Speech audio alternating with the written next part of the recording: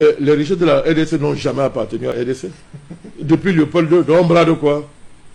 Ce sont les discours des Katumbi et des Kabila, des traîtres justement qui ont vendu le pays et qui sont responsables de manière fondamentale de ce qu'on vit en RDC. Depuis Léopold II, la RDC n'a jamais été propriétaire de ses matières premières. Si Tshisekedi va négocier avec les Américains, c'est parce que c'est le seul interlocuteur.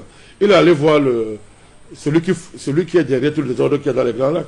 Que, mais enfin, parlons, à la faveur de l'arrivée d'un nouveau président. Les États-Unis, après la mort de Léopold II, ont, à travers un droit de préemption, récupéré toute la propriété des matières premières de la RDC. Ces matières premières n'ont jamais appartenu à la RDC. Donc, on ne peut pas parler de ce qui ne vous appartient pas. C'est maintenant qu'on va voir si, une fois l'intégrité territoriale de la RDC est garantie, le recouvrement de sa souveraineté, elle va enfin être en mesure de gérer ses matières premières à son avantage. C'est ce qu'essaie de faire le président Tshisekedi. Et d'ailleurs, l'acceptation de la RDC, ce n'est pas une défaite pour la RDC, c'est la honte de toute l'Afrique. Parce que l'Afrique, justement, a été incapable d'aborder la question d'un point de vue global. Ouais, parce que tous ceux qui pillent la RDC disent que non, vraiment, en attendant, Kagame est responsable de 18 millions de morts. Il tue les gens pour piller les matières premières d'un pays voisin.